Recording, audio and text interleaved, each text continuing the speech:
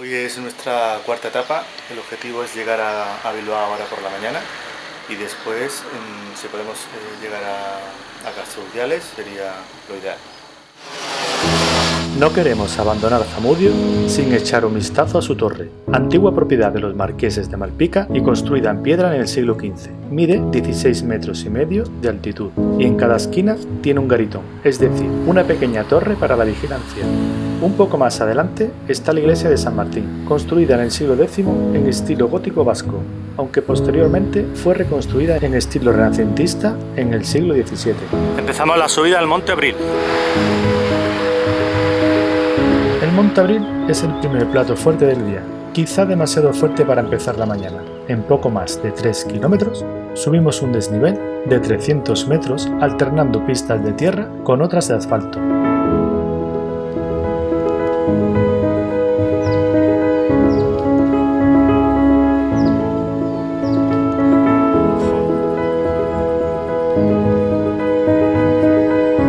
Después de esta subidita enlazamos con una carretera, que aunque siga subiendo por lo menos asfalto. No es que sea excesivamente dura, pero la etapa del día anterior nos estaba pasando factura. Abril, aguas mi, dice el refrán, de Sevilla gitanilla.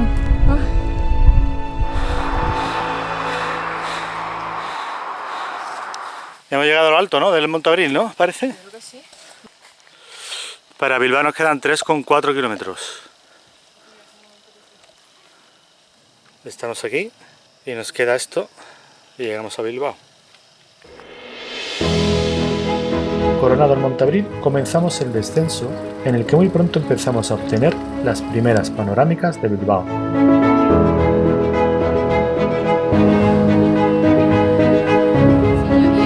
Entramos por la zona norte de Bilbao, por su barrio de Begoña, que nos dirige a la Basílica de la Virgen de Begoña, una obra arquitectónica del siglo XVI, en su mayoría confeccionada en estilo gótico, aunque dispone de otros estilos, como la portada renacentista con su gran arco.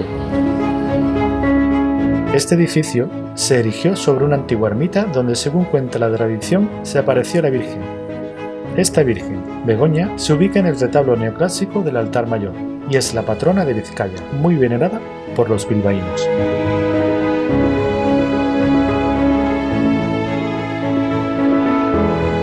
Descendemos por la calzada de Mayona para acceder al casco viejo de la ciudad.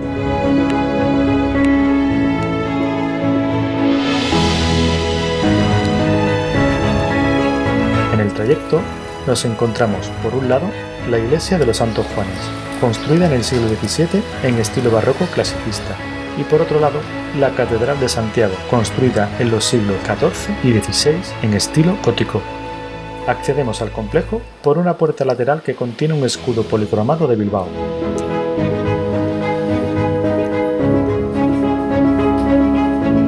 Este edificio se levantó sobre una ermita dedicada al apóstol Santiago que ya existía antes del año 1300, lo que refleja la importancia de este punto como vía de paso de peregrinaciones por aquel entonces. En el rosetón gótico de la fachada principal se aprecia, como motivo central, la figura de Santiago montado en su caballo. La catedral también alberga un sagrario del siglo XV, la Virgen de Begoña y una piedad. Continuamos nuestro itinerario pasando bajo los pórticos pintados de la ribera, unos preciosos murales en la techumbre que hacen de estos pasajes un museo al aire libre. Junto a los pórticos se halla el mercado de la Ribera, el mayor mercado cubierto de toda Europa y referente comercial por la calidad de sus productos y precios. Tomamos rumbo al Museo Guggenheim. Sería un delito estar en Bilbao y no ir a ver uno de los iconos de la ciudad. Ya de entrada nos recibe la escultura conocida como Mamá, del autor Louis Bourgeois, una araña de casi 9 metros que representa la duplicidad de la naturaleza de la maternidad. Este museo se construyó en 1997 para albergar arte moderno y contemporáneo, y destaca por no poseer ninguna superficie plana en su arquitectura, dándole un aspecto orgánico. Muy cerca del museo se encuentra el Perro Pupí, compuesto de una estructura de acero recubierto de plantas que florecen. Visitar el Guggenheim hace que perdamos la referencia del camino oficial, pero pronto unos amables ciclistas nos acompañan un buen tramo para guiarnos hasta retomar la trayectoria correcta, rumbo a Portugalete. Nosotros lo que pasa es que después vamos a coger el camino primitivo. Ah, eso lo coges en Oviedo.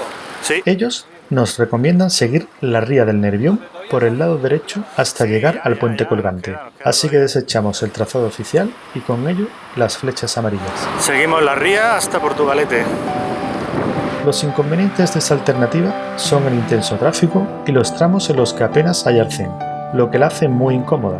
No obstante, nos plantamos muy pronto a las puertas de Guecho, donde nos internamos en un paseo con carril bici o bidegorri, como se dice aquí localmente a estos caminos rojos para ciclistas.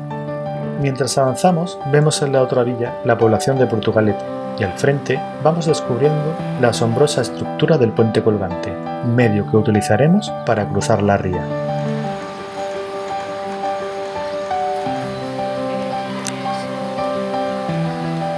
El puente de Vizcaya, conocido como puente colgante, se inauguró en el año 1893 y fue el primero de sus características, es decir, es el puente transbordador más antiguo del mundo.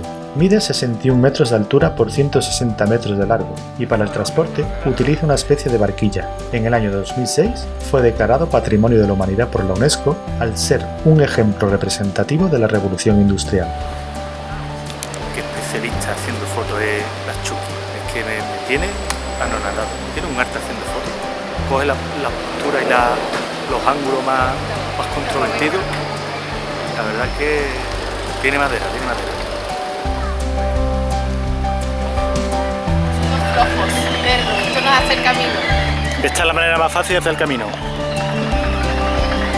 Subiendo una rampa del 100%.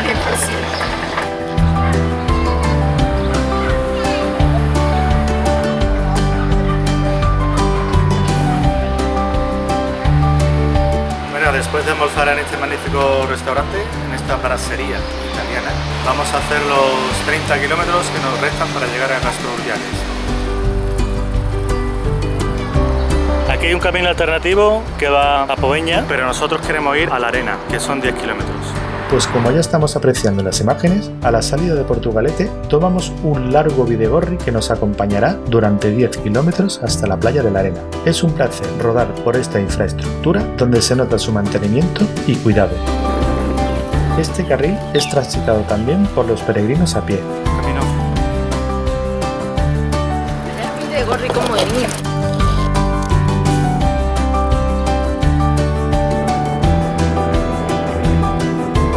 Desde luego, este trayecto comparado con el duro Montabril es un camino de rosas.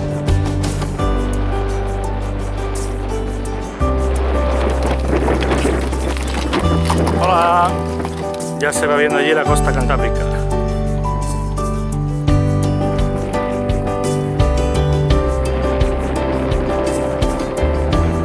Y así, dejándonos llevar, llegamos a la playa de La Arena, la última playa del País Vasco antes de entrar en Cantabria. Tiene casi 1 kilómetro de longitud y es muy frecuentada por surfistas. Salto regulero. Yo soy poca gente. Siguiente destino, Poveña. 1 kilómetro.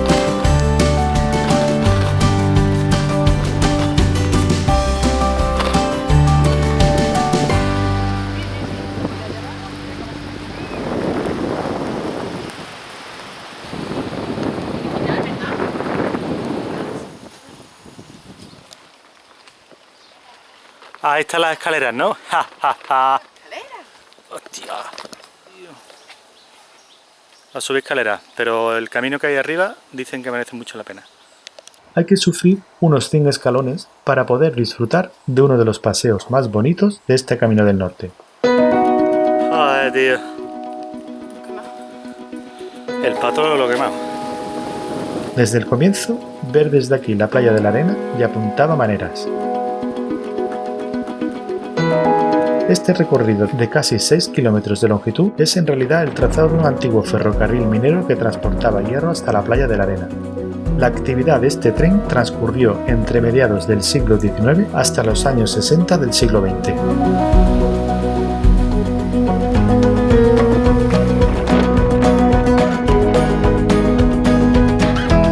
paseo d'Isaacs-Loo, que es así como se denomina este trecho, es una ventana al Cantábrico sobre unos acantilados que oscilan en torno a los 30 metros de altura.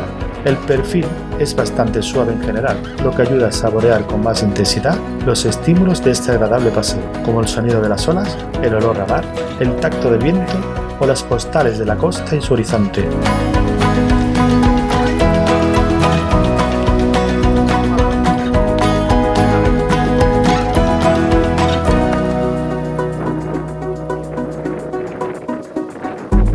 Circular por Isaacs-Loo también significa despedirnos del País Vasco y dar la bienvenida a Cantabria, donde Castrurdiales sería la población que nos acogería este día.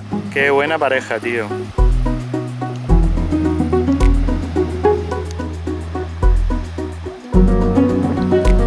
Tenemos que llegar a Castrurdiales, que está allí.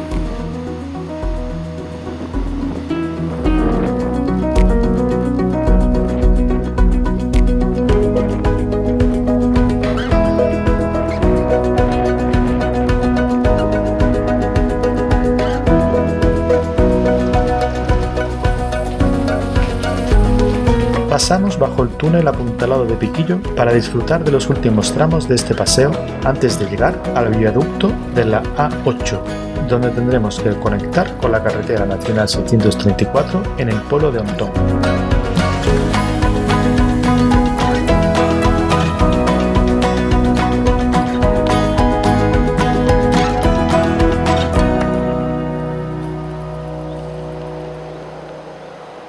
Aquello de Ontón.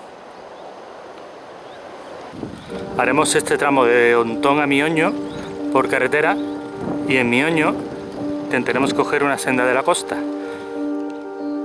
Cada vez más cerca nuestro objetivo de hoy. Rumbo a Castrurdiales pasamos por la playa de Dícido, en la localidad de Mioño, una de las primeras playas que nos encontramos en Cantabria. Ya el último repechito hasta Castrurdiales. No puedo ni hablar. Por fin llegamos al destino de hoy y como locos vamos a celebrarlo a un bar situado en la Punta Cotolino. ¿Este que me está esperando o qué? ¡Ay, ay, ay, ay! ay.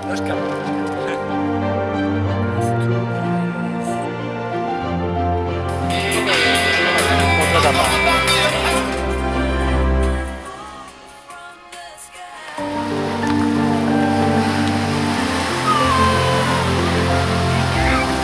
Antes de hacer una pequeña incursión turística, debemos dejar el material de viaje y ponernos cómodos. Castrurdiales es una de las villas más turísticas de Cantabria, con orígenes romanos al estar situada sobre una colonia fundada por el emperador Vespasiano. En el cerro que hay al pasar el muelle se levanta un conjunto monumental de gran valor. Por un lado, se alza la iglesia de Santa María de la Asunción, un edificio cuya construcción comenzó en el siglo XIII y finalizó en el XV. Fue la primera iglesia gótica del litoral cantábrico. Hoy día es un bien de interés cultural, cuya conservación es delicada, debido a que padece el mal de la piedra, es decir, una serie de reacciones químicas que hacen que su piedra se vaya convirtiendo en arena. A su lado se encuentra el castillo de Santa Ana, de carácter defensivo construido en el siglo XII, aunque ha sufrido reformas posteriores. Su faro es del siglo XIX y se encendió por primera vez en el año 1853.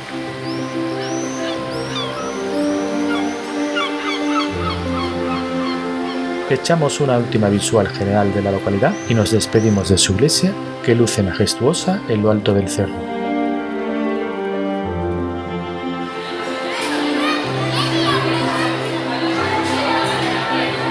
Vamos a probar los pinchos de tortilla del bar La Fuente, que nos lo han recomendado. Aquí está.